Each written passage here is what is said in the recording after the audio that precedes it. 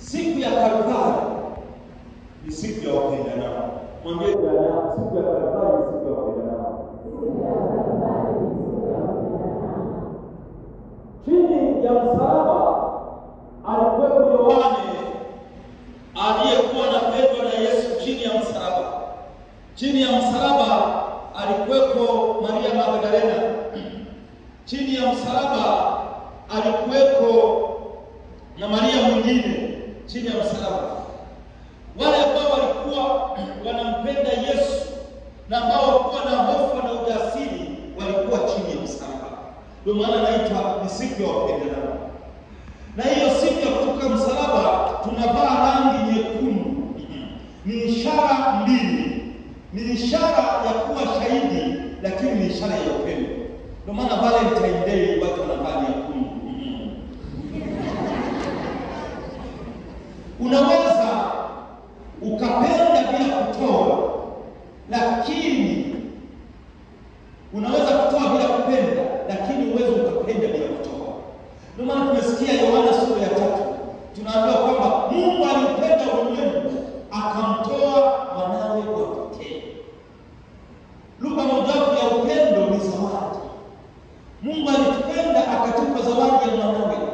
Na pale alipokuwa msalabani, Mungu Baba alikuwa anatutumia message. Anatuambia mwanangu yuko msalabani. Hivi ndivyo ninavyowapenda. Alikuwa anatuma message, I love you. I love you. Naomba tuseme I love you too.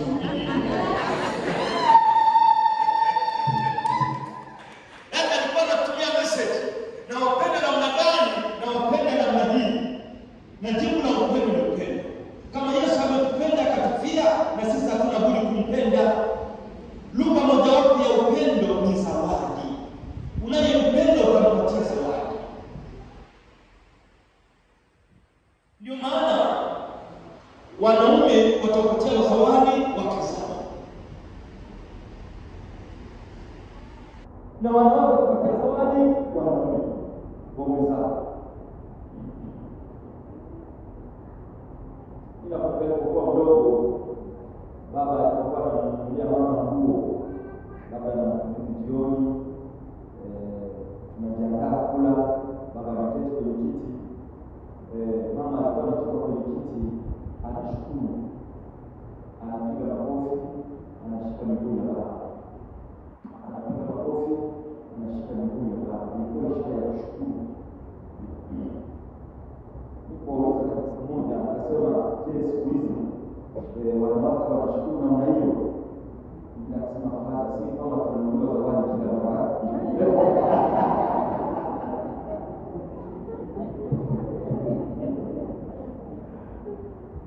Lugha mojawapo ya upendo ni zawadi.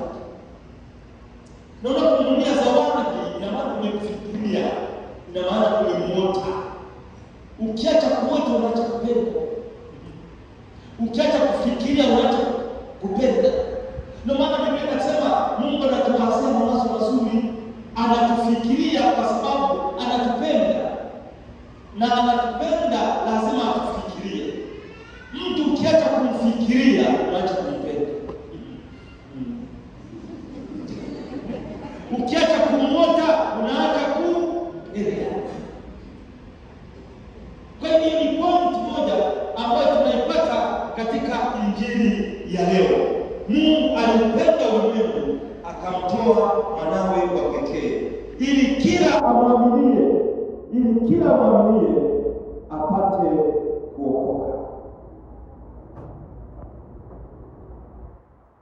Point ya pili ambayo ni muhimu sana. Ili tuelewe msalaba wa Yesu Kristo, lazima turudi kwenye kanuni ya Sir Newton. Sir Newton alikuwa na kanuni mbalimbali za fizikia. Moja wapo ilikuwa to every action there is an equal and opposite reaction. Kwa kila tendo kuna tendo ambalo ni kinyume na tendo hilo na sawasawa na tendo hilo. Dhambi ya asili ilipotendeka palikuwa na pande sita. Palikuwa na Adam, palikuwa na Eva, palikuwa na mti, palikuwa na tendo la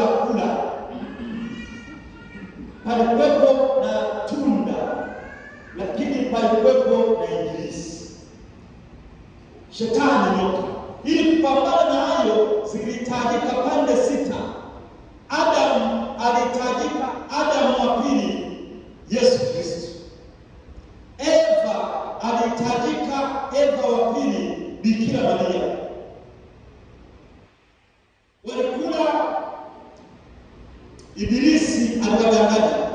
Ibilisi aliwadanganya. Kwa hiyo ni roho mbaya, alihitajika Roho Mtakatifu. Palikuwa kuna tendo la kula, palihitajika tendo lingine la kula. Yesu Kristo akaweka Ekaristi Takatifu.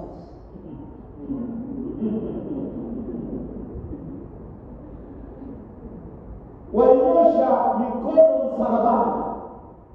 Yesu Kristo ilibidi anyoshe mikono.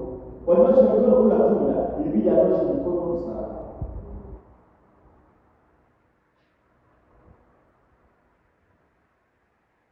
Palikuwa kuna bustani ya Edeni, ilibidi iwepo bustani ya Getsemani.